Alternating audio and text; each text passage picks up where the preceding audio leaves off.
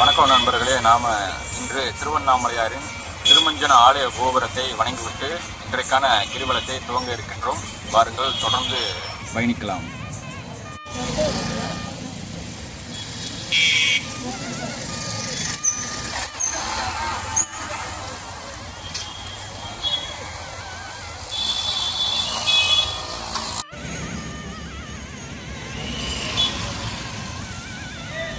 நண்பர்களே, ஆலய கிரிவல பாதையில் எண்ணற்ற ஆலயங்கள் அமைந்திருக்கின்றன. அதில் ஆலய கிரிவல பாதை தொடங்கியதுமே வரக்கூடியது இந்த காமாட்சி அம்மன் ஆலயம். அந்த காமாட்சி அம்மன் ஆலயத்தை தரிசனம் செய்துவிட்டு நாம் இந்த கிரிவலத்தை தொடங்குவோம். பார்த்தாலே தெரிகிறது, அந்த திருமஞ்சன ஆலய கோபுரத்திலிருந்து கிரிவல பாதையில் அமைந்திருக்கக்கூடிய அந்த காமாட்சி அம்மன் ஆலயத்தை முதலில் தரிசனம் செய்துவிட்டு பின்னதாக நாம் கிரிவலத்தை துவங்கலாம்.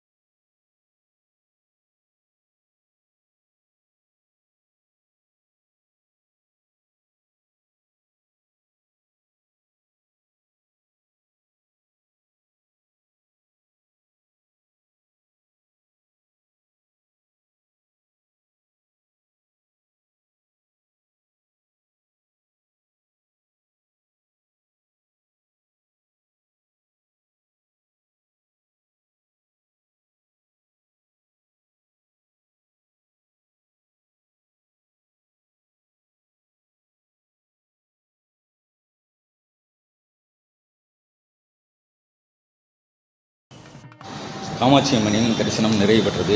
வாங்க, அதனைத் தொடர்ந்து கிரிவல பாதையில் பயணிப்போம். புதியதாக கிரிவலம் வர இருப்பவர்களுக்கு பாதையில் குழப்பம் ஏற்படும். அதற்காகவே அறிவிப்பு பலகைகளும் வைக்கப்பட்டிருக்கிறது. அதனை நாம் பார்த்து கொண்டு செல்லலாம். அது மட்டுமல்ல, கிரிவலம் புதிதாக வரக்கூடியவர்களுக்கு ஒரு முக்கிய தகவல், இந்த கிரிவல பாதையிலே பக்தர்கள் ஓயாது கிரிவலம் வந்து கொண்டே இருக்கக்கூடிய காட்சிகளை பார்க்க முடிகிறது. எனவே உங்களுக்கு கிரிவல பாதையில் சந்தேகம் வேண்டாம். எவ்வாறேனும் உங்களுக்கு முன்னதாக ஒரு 20-30 பேர் கிரிவலமாக வலம் வரக்கூடிய காட்சிகளை பார்க்க முடிகிறது. அதை பாருங்க,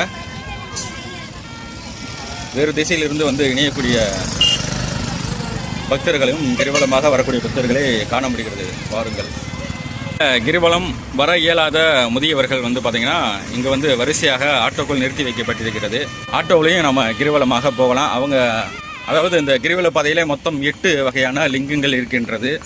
அந்த 8 லிங்கங்கள் பார்த்திங்கன்னா 12 ராசிக்காரர்களுக்குமான ஒவ்வொரு முக்கியமான லிங்கங்களாக இருக்கிறது.